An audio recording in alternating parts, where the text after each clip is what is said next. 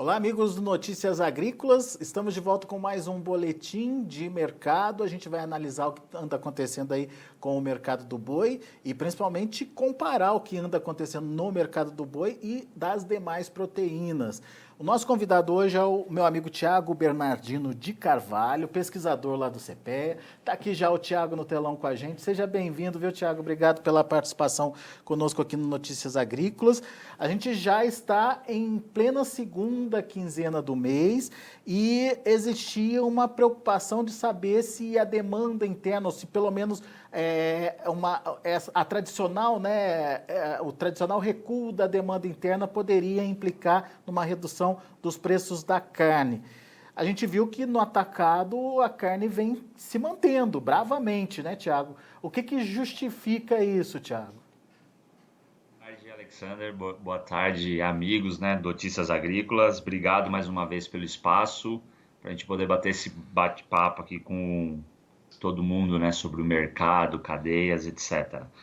É interessante, né, esse movimento. Interessante quando eu digo, como você bem falou, tradicionalmente a gente tem uma segunda quinzena de mês que a gente tem uma restrição de demanda por causa da restrição orçamentária, mas a gente não está observando isso, por enquanto, nos preços da carne bovina, principalmente, e reflexo do boi também, né?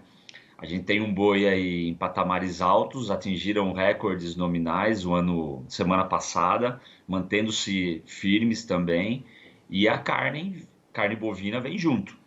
Então a gente está realmente tendo uma sustentação pelos fatores que a gente vem discutindo em algumas semanas, como uma oferta ainda restrita, né, uma oferta baixa de animais prontos para o abate, principalmente confinamento, e basicamente, né, a China se mantendo como líder nas exportações, mas mantendo o volume constante de compra. A gente fechou das duas primeiras semanas, provavelmente hoje sai os números da terceira semana de setembro. A gente está em exportação, já exportamos 65 mil toneladas em duas semanas, algo em torno de 8,2 mil toneladas diárias, né? Então, realmente, o ritmo continua forte. Então, oferta restrita e demanda externa muito forte vem dando essa sustentação, tanto para o boi como para a carne. Tanto que você lembrou que na semana passada a gente bateu o recorde nominal aí para o preço do boi, do indicador, né, Tiago? Mais de 250 Isso. reais a gente chegou a ter aí de preço, certo? Perfeito, aproximou quase 251, né? O preço médio do indicador. E ela vem oscilando, como é natural, fecha a semana, dá uma osciladinha, começa a semana ainda a precificação do mercado em termos de demanda, de vendas, assim é natural. Mas realmente a gente atingiu preços recordes semana passada. Daí na sexta-feira reduziu um pouquinho o indicador, a gente vai mostrar daqui a pouco, mas fechou ali na casa dos 248. No entanto, quando a gente pega a média móvel, queria que você explicasse o que é a média móvel. A média móvel do preço da arroba é recorde nesse momento. É recorde, como a gente pode, você bem mencionou, a gente realmente, o pesquisador, o estatístico na matemática, a gente gosta de olhar também a média móvel, além do indicador em si, olhar também os últimos números que compõem uma amostra, né? Então a gente tem aí, se a gente pegar o preço do 18, né, que foi o último indicador, aí o preço 17, 16, 15, 14, os últimos 5 indicadores, a gente calcula uma média móvel, e a média móvel atingiu 249,10, né? Então, realmente, são recordes de preço nominais, então o mercado sinaliza assim, uma tendência firme de cotações de alta. Muito bem. Agora, é um fato que não está acontecendo só com o boi, né? Só com a carne bovina, né, Tiago? A gente tem visto também a valorização de outras proteínas também. Sim, o boi, a gente costuma dizer que o boi caminha com as pernas próprias, né? Principalmente a carne bovina, né? Porque tem a preferência, tem o gosto, está na mesa do consumidor basicamente toda semana, para não falar todo dia, para algumas classes, óbvio. Mas o boi realmente ele vem se mantendo firme, mas também ele tem o ímã, né? Ele consegue puxar as cotações das outras carnes também, não é só esse fator. Não é porque o preço da carne bovina subiu, as demais vão subir. Tem os outros fatores também, característicos de cada setor, de segmento principalmente suínos e frango, demanda externa e também tem a migração entre as carnes. Mas é interessantíssimo notar que o preço do boi sobe, mas as outras carnes também vêm subindo fortemente ao longo do ano, principalmente no mês de setembro. Daí o Thiago fez uma comparação, ele estava me contando antes da gente entrar pro ar, como é que estava no começo do ano a relação desses preços, enfim, com o que está sendo praticado agora, preço da carne bovina, carne suína e a carne de frango, e o que aconteceu no mês de setembro. Vamos começar fazendo essa comparação lá com o começo do ano, Thiago? Vamos lá. Se a gente pegar os preços que fecharam semana passada, né? O final aí da semana de setembro, 16 a 18 de setembro, e comparar com o começo do ano, então de forma nominal, tá, gente? A gente não deflacionou esses preços. A gente está fazendo simplesmente uma comparação, a evolução dos preços para ambas os cortes, ambas as carnes, né? As três carnes, perdão. Então a carne bovina, ao longo do ano de 2020, subiu algo em torno, a carcaça casada bovina em São Paulo subiu 17,6%, enquanto que a carcaça suína também em São Paulo subiu algo em torno de 17,9%, praticamente o mesmo valor assim em termos de crescimento. E o frango resfriado cresceu algo em torno de 14,1%. Então, realmente, as três carnes valorizaram bem, de novo, uma características de cada cadeia, mas também uma correlacionando com a outra. Mas a gente tem um crescimento muito forte dessas três proteínas ao longo de 2020. Muito bem, agora vamos pegar só setembro, Thiago, que daí a gente já começa a ver uma mudança de comportamento aí, uma proteína disparando mais que a outra. Depois eu queria a sua análise sobre isso. Legal. Em setembro, então a gente pega 16, 18 em relação ao começo de setembro, né? A carcaça casada bovina subiu algo em torno de 3%. A carcaça casada suína subiu algo em torno de 4,3%, então um pouquinho a mais do que a carne de bovina. E o frango resfriado subiu 13,4%. Então, realmente, a gente teve um avanço maior, ou uma valorização maior do frango resfriado em São Paulo, tá? No atacado paulista. De alguma forma, isso te mostra que o consumo, a demanda por frango está aumentando em detrimento das demais carnes, ou o fato das outras carnes terem subido também mostra que é só uma coisa pontual, Thiago? Eu acho que a gente precisa, eu acho que não existe só um único fator, óbvio, né? Então a gente tem a questão das demais carnes subindo, carnes de valor agregado maior, como uma carne bovina, uma carne suína, tende a sim puxar também o preço das outras carnes, sim, isso é natural, isso no mercado acontece com N produtos. No caso da carne, quando tem uma carne mais cara, ela sobe mais, realmente as mais baratas vão migrando também, mas tem a questão da demanda. É claro, a gente está vivendo num ambiente muito incerto, de desemprego, perda de renda, tudo isso daí influencia. Então, o consumidor, quando ele se depara com aumento ou patamares mais altos de determinadas carnes ou determinados cortes, sim, ele procura cortes mais baratos e procuram carnes mais baratas. No caso do frango, a gente nota muito isso. O frango resfriado sobe bem, óbvio, no começo da pandemia, o frango congelado teve uma demanda maior, aquela corrida do varejo, do atacado para fazer realmente estoques, isso é natural.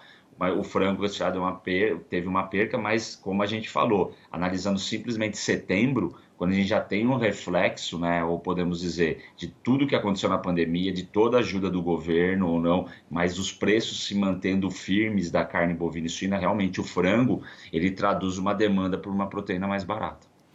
Mas te dá alguma indicação de comportamento daqui para frente? Será que a gente já está chegando num limite do preço aí? Lógico, estou falando na visão como consumidor aí, de alta para o consumidor, Thiago? Olha, a gente tem alguns fatores, a gente estava até comentando sobre o câmbio, né? O câmbio também está volátil, né? O câmbio sai de 5,20, ou estava 5,40, cai para 5,20, agora 5,30, agora 5,45, quase 5,50, que seja.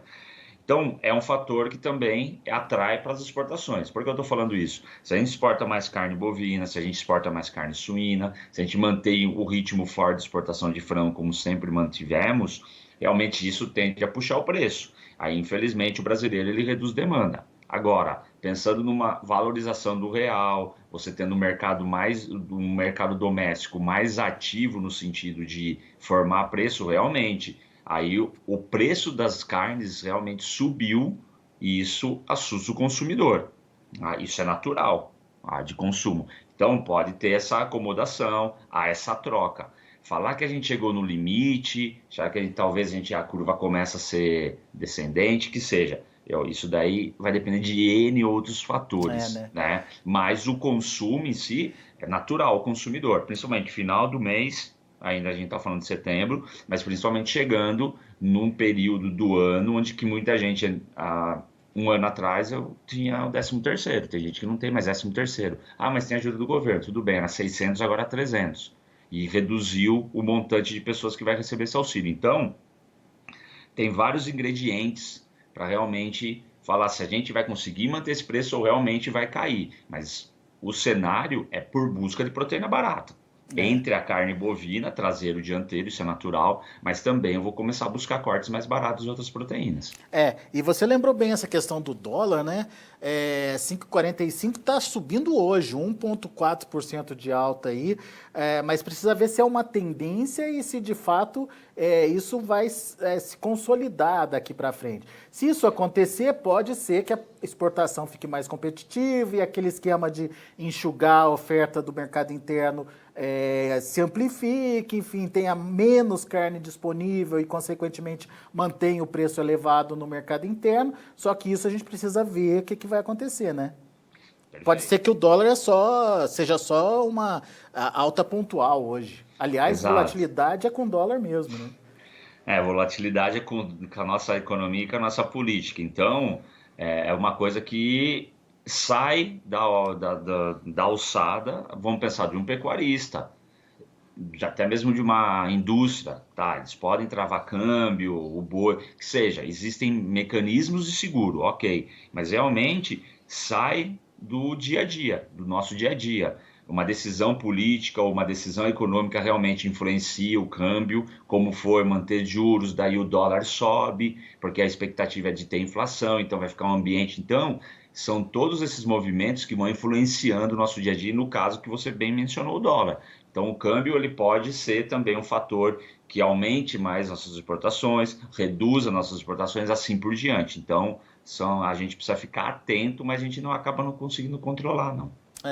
Engraçado, né? A gente tem tanto fator influenciando que é difícil traçar uma tendência, mas por enquanto o que dá para dizer é que o preço está consolidado, né, Thiago? @250. Sim, a gente até, quando a gente olha o mercado futuro em si, a gente está falando de uma arroba aí para o final do ano, pensando em novembro, dezembro, algo em torno dos 252, né? Já está batendo, começa o ano a 248, 249 em janeiro. Então, realmente, o mercado ele precifica isso. Se é só frigorífico que usa, se é especulação, se é o grande pecuarista que usa o mercado futuro, sim, mas o mercado futuro ele traduz uma expectativa e o mercado vem sinalizando essa firmeza, muito devido a essa baixa oferta e, como a gente falou, exportação. Então, a gente tem uma solidez nesse mercado em termos de preço, sim. Muito bem. Então, vamos ter que acompanhar de qualquer forma, como foi bem lembrado pelo Thiago, não é um único fator, não é só a demanda ou somente a oferta, mas os fatores paralelos aí que mexem na formação de preços também e que podem dizer para onde o mercado pode parar. E a gente, obviamente, vai ficar de olho nessas questões e traduzindo para vocês aqui no Notícias Agrícolas à medida que elas forem aparecendo e serem fatores influentes aí na formação dos preços. Por enquanto, eu te agradeço, Thiago, mas a gente vai conversar muito ainda, principalmente para entender que tendência é essa aí para a arroba, ok? Perfeito, a gente está à disposição e A gente precisa realmente ir desmistificando realmente o que vem acontecendo no mercado e passando sim para todos os ouvintes aí que acompanham Notícias Agrícolas. Legal. Belas informações, Thiago Bernardino de Carvalho, pesquisador do CPEA, conversando aqui com a gente. Então, cara, muito obrigado. Volte sempre. Obrigado vocês, um grande abraço, uma boa semana a todos. Boa semana, até a próxima. Tá aí, então, informações do mercado do boi e das proteínas também, como carne suína e carne de frango, sendo analisadas em termos de preços, né? De alta nos preços do início do ano, da agora em setembro, enfim. A gente tem aí um panorama do que está acontecendo, principalmente na formação de preços dessas proteínas. Vamos aos números, vamos ver como estão as negociações lá na B3, Mercado Futuro do Boi. Olha aí o setembro caindo, R$ 248,50, queda de 0,2%. Outubro, R$ 246,05, queda de 0,51%. Novembro, R$ 250,10, queda de 0,62%, e o dezembro, R$ 251,00, queda de 0,32%. Esses são os números do boi gordo lá na B3, Mercado Futuro. O indicador CPEA fechou a última sexta-feira, como a gente já adiantou aqui, com queda de 1% a R$ 248,00, mas chegou a registrar na semana passada recorde nominal de R$ 250,00, um pouquinho mais que R$ 250,00, quase R$ 251. Mas hoje, fazendo a média móvel dos últimos 5 dias, dá para dizer que estamos no patamar recorde aí para o boi, R$ 249,10, patamar recorde da média móvel, média dos últimos 5 dias. Muito bem, a gente vai ficando por aqui, agradeço muito sua atenção e audiência. Na sequência tem João Batista Olive com Tempo e Dinheiro aqui no Notícias Agrícolas.